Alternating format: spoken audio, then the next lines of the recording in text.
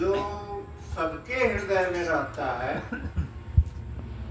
और सभी लोग जो परमात्मा के हृदय में रहते हैं उसका साक्षात्कार मनुष्य कैसे कर सकता है। यही आज का विषय रखिए। ये सभी लोग जानते हैं कि परमात्मा कंकड़ में है। यह भी सभी लोग जानते हैं कि हर चीज के लिए एक अणु परमाणु से लेकर बड़े बड़े पिंड भी किसी आधार पर ठहरता है। तो पृथ्वी एक पिंड है, इसके चारों तरफ शून्य है। इसका आधार क्या है? वैज्ञानिक कहता है कि शायद आकर्षण के बल पर ठहरी हुई है।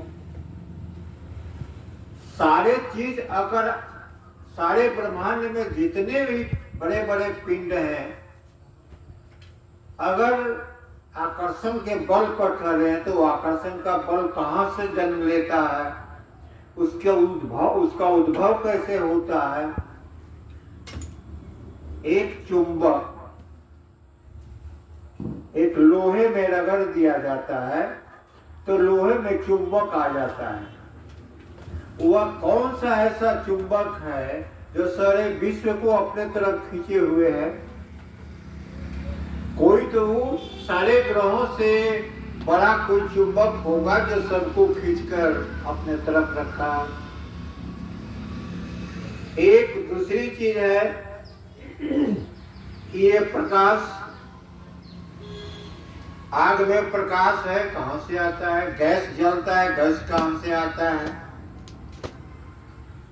गैस में जलने की शक्ति कहां से आती है? उसका गुण कहां से आता है? प्रकाश का कारण अगर गैस है तो गैस में वो गुण कहां से आया, कैसे आया?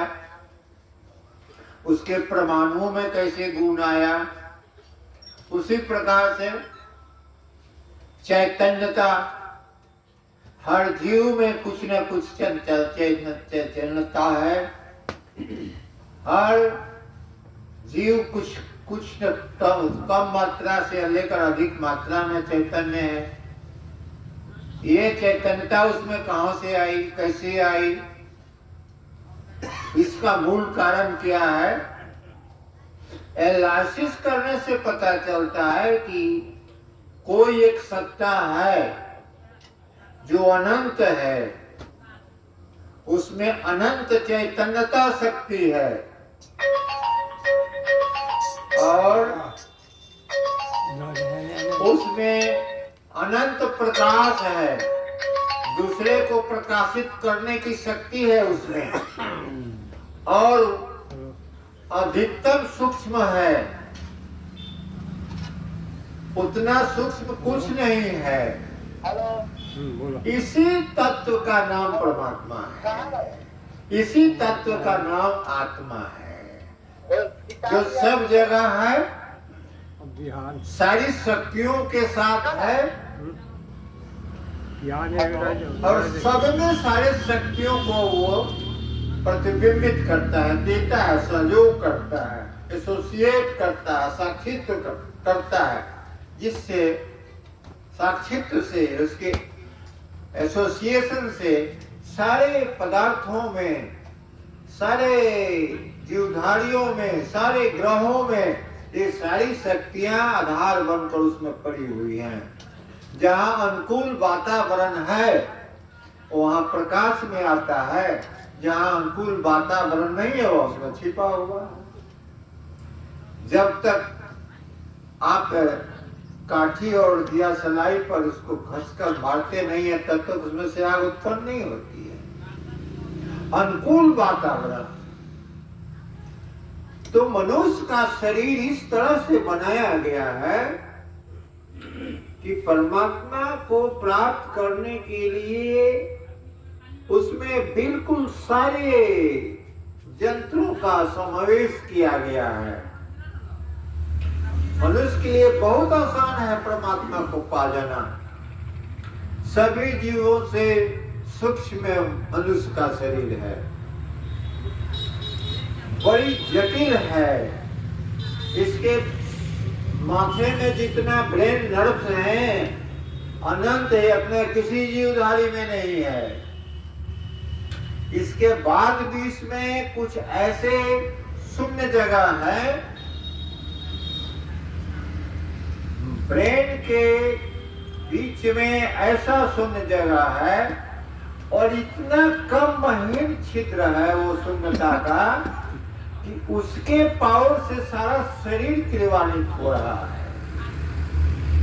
उसके एक कण में कितनी शक्ति है, उस कण में इतनी चैतन्यता है कि आपके मन को प्रभावित करके आपके मन में चैतन्यता ला देता है, आपके मन को क्रियाशील कर देता है। आप इतना दौड़ते हैं कि उसका कोई कितना स्पीड में दौड़ते हैं और उसी स्पीड से आप बहुत बड़ा बड़ा कहते हैं पुरस्कार प्राप्त करते हैं। इतनी शक्ति है मन में। आपका शरीर है, इसमें भिन्न भिन्न प्रकार के कलपुर्जे हैं, नाड़ियां हैं, ग्रंथियां हैं, चक्र है, सब अपना अपना काम करता है और सबका काम ब्रेन को दुरुस्त रखने के लिए अपना स्पंदन, कोई रस भेजता है, कोई स्पंदन भेजता है, कोई एनर्जी भेजता है, सब भेज कर इसको मजबूत करता है और इसको सूक्ष्म बनाता है। और सूक्ष्म बनाने पर वो जो एक कण है, कण के बराबर जो सूक्ष्म जगह, खाली जगह है, उसके ताकत से ये सारे गुण ब्रेन नर्व में आकर उसका एक जो है सो तरंग निकलता है जो मन मजबूती का कारण बनता है, मन के सूक्ष्मता का कारण बनता है, मन के निर्मलता का कारण बनता है। और ये सारे अनुकूल चीजें जब मन में सम्मिलित हो जाता है तो मन से ही परमात्मा का मनुष्य दर्शन करने लगता है और मन का तरंग इतना न सूक्ष्म उस स्तर में हो जाता है कि उस परमात्मा के तरंग के अनुकूल हो जाता है तो उसमें मिल जाता है, साक्षित्व भी हो गया और उसमें लय भी कर गया। ये कितना वैज्ञानिक ये बात है, इसको डिटेल में आदमी इसको समझ जाए कि आपका नर्व्स सभी नसों में तुलनात्मक दृष्टि से देखा जाए तो ईरा, पिंगला और सुषुम्ना, सुषुम्ना के अंदर 3 नाड़ी जिसमें ब्रह्मांडी है तो चित्रा, प्रजा और ब्रह्मांडी। तो ब्रह्मांडी सबसे सूक्ष्म नाड़ी है जो ये केस के हजारों पतलापन के अनुसार है नाड़ी, उसके अंदर खाली जगह है, उसमें शून्यता है। उस शून्यता को आपका ब्रह्मरंध्र तक गया हुआ है और थोड़ा सा वो आगे निकल कर टेढ़ा है जिसको बंक नाल कहते हैं। उस जगह से आपकी सारी शक्तियां आपको प्राप्त होती हैं। आपका मन अगर वहां पहुंच जाए यानी सहस्त्रार चक्र में पहुंच जाए तो सर्वज्ञ हो गए, सर्वशक्तिमान हो गए,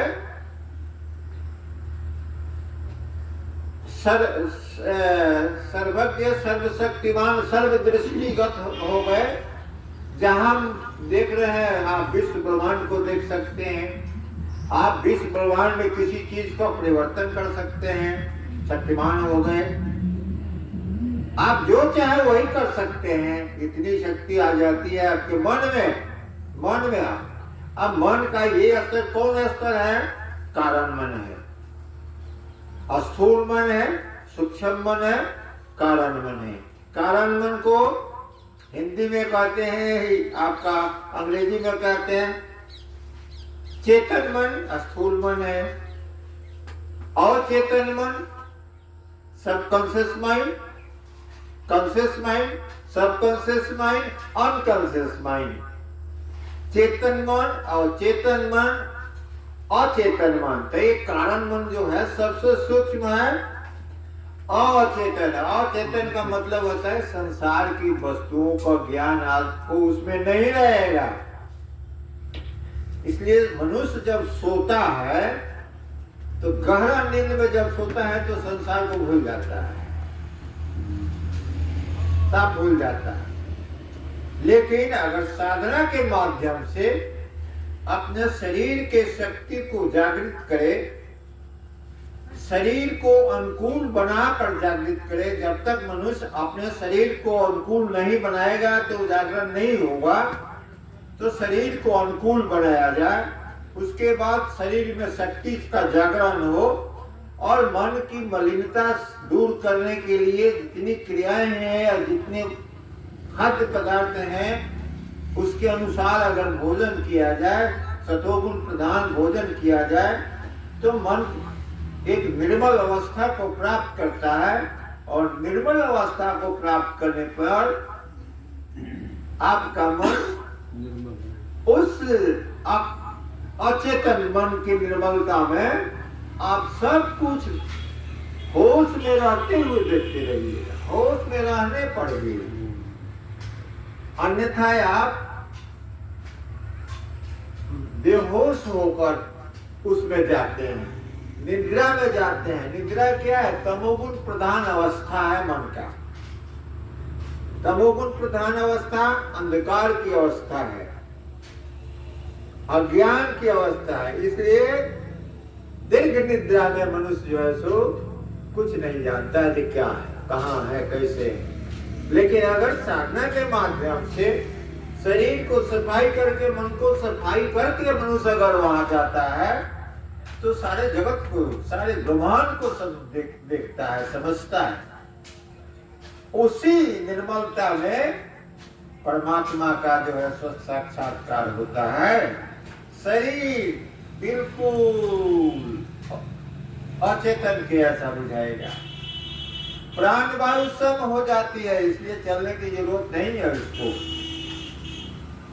और मन बिल्कुल स्थिर हो जाएगा। तो जब मन सम रहता है तब परमात्मा का साक्षात्कार होता है। ये मन को सम करने के लिए शरीर के तरंगों को जो खाद्य पदार्थ से बनता है उसमें इस मात्रा में होना चाहिए कि सतोगुण, रजोगुण, तमोगुण बराबर रहे, ये सम हो जाए, तब मन की गति आपका सम हो जाएगी। प्राण वायु जब मन की गति सम होने लगेगी, प्राण की गति सम होने लगेगी। अगर प्राण की गति अगर सम होने लगी तो मन की गति सम हो जाएगी। अब मन की गति सम हो जाएगी तो सम अवस्था में ही परमात्मा का दर्शन होता है। ये बहुत साधारण है। मनुष्य चाहे तो भोजन से अपने शरीर को शुद्ध कर सकता है। शरीर को शुद्ध करने से जितने इसके रक्त ब्रेन में जाएंगे, लिम्फ बर्ड में जाएंगे, हार्मोन्स तैयार होगा, उस शुद्ध अन्न से जो उसका जो रस और तरंग बनेगा वो मन को शुद्ध कर देगा। और मन को शुद्ध करने से आपका मन शांत हो जाएगा। मन शांत होगा तो प्राण की गति आपसे आप धीमी पड़ जाएगी। धीमी पड़ जाएगी तो परमात्मा का जो है प्रत्यक्षीकरण बढ़ने लगेगा। बहुत सिंपल बात है, लेकिन समझते नहीं है लोग। कोई क्रिया करने के लिए तैयार नहीं है, कि खान पान को समझने के लिए तैयार नहीं है। खान पान को दुरुस्त करके देखिए। अब यहाँ है कि लोग सोचता है कि काक जैसे है ना, मंजन फल देखिए तत्काला, काक हो पिठ बकरे मराना, तत्काल हो जाता है। तब मंजन कहाँ का कहते हैं भाई? मंजन का मतलब है कि ये गंगा नदी में नहाने वाला स्थूल पानी में नहाने को नहीं कहता है। मंत्र में नहाने के, मंत्र की चाल, मंत्र किसे कहते हैं? जो शून्य शहर में, जो शून्य शहर आपके शरीर में सूक्ष्म नाड़ी जो है, शून्यता रूपी जो नाड़ी है, उस नाड़ी में जो स्पंदन शब्द हो रहा है, उसमें ना, उसी का नाम गंगा है। उसमें जो स्नान करता है तब जो है सो मंजन ये हुआ, ये मंजन हुआ। तो मंजन फल देखिए तत्काल का बकाय मारा, उसका मधुर स्वर हो जाता है, विवेक हो जाता है, और संसार को समझने लगता है कि ये क्या है। इस तरह का मंजन चाहिए, इस तरह के स्नान चाहिए, इस तरह का डुबकी लगाना चाहिए। नहीं समझने के चलते मन नहीं करता है। आप सोचिए कि आपको 5 तत्वों के साथ शरीर बना है, 5 तत्वों की मलिनता आपके शरीर में है, 5 तत्वों का केंद्र है आपके शरीर में। कभी आप 5 तत्वों को साफ करने का कोशिश किए, प्रयास किए? अगर केंद्र को साफ कर देते तो पूरा शरीर साफ हो जाएगा। अगर पृथ्वी तत्व के केंद्र को साफ कर दिया, पृथ्वी तत्व साफ हो गया। जल तत्व के केंद्र को साफ कर दिया, जल तत्व साफ हो गया। अग्नि तत्व के केंद्र को साफ कर दिया, अग्नि तत्व साफ हो गया। वायु तत्व के केंद्र को साफ कर दिया, वायु तत्व साफ हो गया पूरा शरीर का। आकाश तत्व को साफ कर दिया, पूरा शरीर में जो आकाश का वातावरण है वो साफ हो जाएगा। 5 तत्व तो कम से निर्मल हो गया, और 5 तत्वों से जो आपके शरीर में जो स्पंदन निकलेगा, वो मन को आप से आप सफाई करते हुए उसके जड़ तक पहुंच जाएगा। अरे जड़ में जब बढ़िया से खाद खड़ी दे के पानी पटा के उसको, वृक्ष को अगर उसको खाद लेने के लिए, पानी लेने के लिए अनुकूल वातावरण तैयार किया, तब पता झपझा लगेगा ना, तब तो काफी पत्ता होगा, काफी फल भी देगा। लेकिन अगर जड़ को आप नहीं कुछ सेवन करते हैं तो ये 5 तत्व है सो जड़ है, इसका अध्यात्म का जड़ है, इसको जो नहीं साफ करता है। अब इसके लिए 2 कायदे हैं। या तो आप इसको भौतिक रूप से साफ करते हुए आगे बढ़िए, या ऊपर से साफ करते हुए नीचे आने घसीटिए। ऊपर से साफ करने में बहुत कठिनाई है, उसका नाम है ज्ञान योग, सांख्य योग नाम है। केवल सोच कर शरीर को उस लेवल पर पहुंचा देना है। आप जो है सो अपने शरीर में अगर चाहें तो आप से आप गर्मी पैदा हो जाएगी। आप नाभिक चक्र को अगर काफी अगर उत्तेजित कर दें, शरीर में गर्मी बढ़ जाएगी। और नहीं तो घामा में जाकर बैठिएगा तो शरीर में गर्मी बढ़ेगी। तो एक बाहर की क्रिया है, एक भीतर की क्रिया है। उसी तरह से आप अपने शरीर के या तो 5 तत्वों को आप साफ करके ऊपर बढ़िए, या ऊपर मन को ऐसा बना, इतना त्वरित तेज कर दीजिए उसके स्पंदन को कि ये आपके नीचे के सारे स्पंदनों को ठीक कर देगा। उसमें बल, उसमें भी बल है। मन में बल है तो पैर चलता है, कूदेगा मन के बल से, मनुष्य कूदता है, दौड़ता है।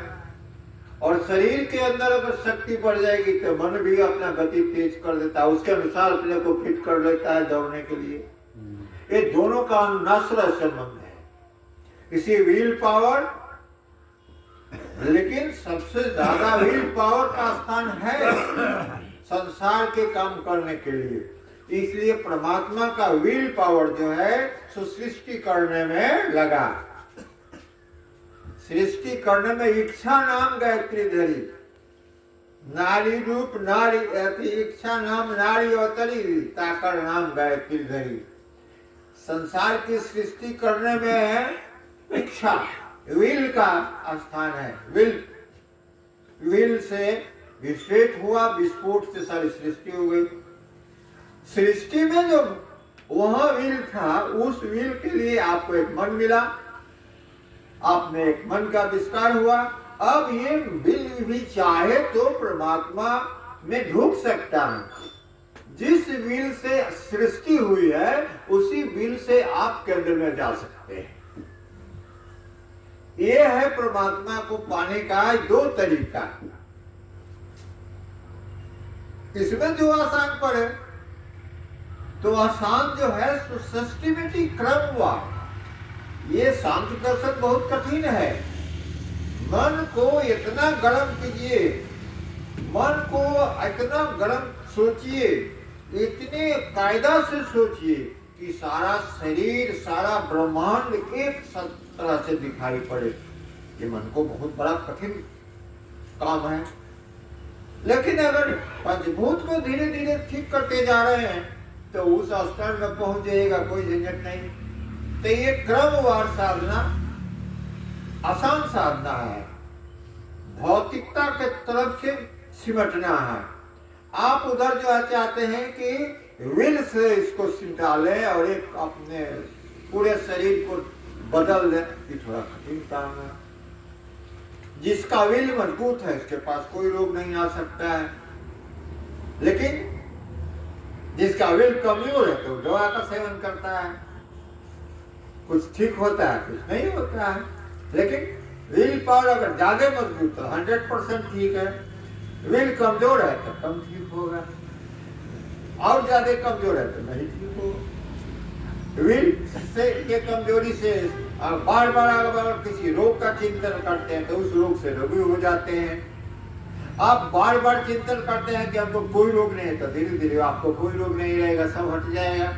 ये आपका विल पावर हुआ।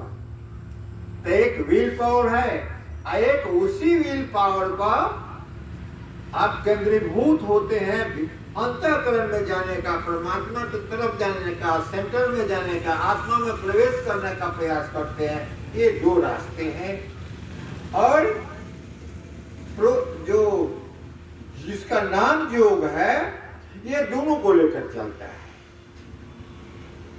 क्रियात्मक है या ज्ञानात्मक है, दोनों को लेकर चलता है। इसलिए योग शास्त्र में है कि ज्ञानहीनम कथम योगम, ज्ञान चाहिए तब योग पूरा होगा, और योगहीनम कथम ज्ञानम, अगर क्रिया नहीं कीजिएगा तो ज्ञान क्या करेगा, लेवल उसका बढ़वे नहीं करेगा, बहुत धीमी गति हो जाएगा। दोनों को लेकर चलिएगा तो फर्स्ट क्लास है। अरे शरीर भी तैयार है, मन भी तैयार है तो बहुत दौड़िएगा ना, बहुत गति बढ़ जाएगी। और शरीर तैयार नहीं है, रोगी है, और मन खूब जोर कहता है कि हम दौड़े तो नहीं दौड़ पाइएगा। यही तो बात है अपना। इसलिए कहता है कि परमात्मा अद्यानयंत, उसका आदि अंत नहीं है इसलिए अनंत है। अद्यानयंत कलिलस्य मध्य, एक टुकड़ा में वो छिपा हुआ है, एक कण में छिपा हुआ है, आपके मन के कण के अंदर एक छिपा हुआ है। कण आप सोच लीजिए कि केस का एक छोटा सा टुकड़ा कितना सूक्ष्म होगा, उसका हजारवा भाग कितना सूक्ष्म होगा, वैसे आपके अंदर है। तो कलिला से मध्य, कलिल कहते हैं घेरा को, तो आवरण से घेरा हुआ है, संस्कार के आवरण से, पंचभूत के आवरण से। ये पंचभूत विकृत अवस्था है, इससे घेरा हुआ है। अब इसको आपको शुद्ध करना है, इसको उतना सूक्ष्म बनाना है। कलिला से मध्य, विश्व से सस्ता, लेकिन वही बिंदु जो है, वही कण जो है, ऐसा वही उसी से सृष्टि हुई है सारे संसार की। एक छिद्र से इतना अग्नि निकला कि इतना न शब्द निकला, और शब्द के साथ अग्नि था यानी प्रकाश था, कि सब घनीभूत होकर इतना बड़ा सृष्टि हो गया। तब विश्व से सस्ता तमरे का एक, और वही एक है जिससे सारी सृष्टि हुई है। अध्यानयन्तः कलिलस्य मध्ये विश्वस्य सष्टात् तमरेकैकं विश्वस्य एकम। परिवेश की तरह घेरा में पड़ा हुआ है। ज्ञात्वा देवम उच्चते सर्वपासे, अगर उसको आप जान गए तो सारे पासों से छुटकारा मिल गया, मोक्ष हो गया, बस आना जाना बंद हो गया। यही तो है यार, कोई ज्यादा बात नहीं है। इसको बार बार समझने की कोशिश करनी चाहिए। सियावर रामचंद्र की जय।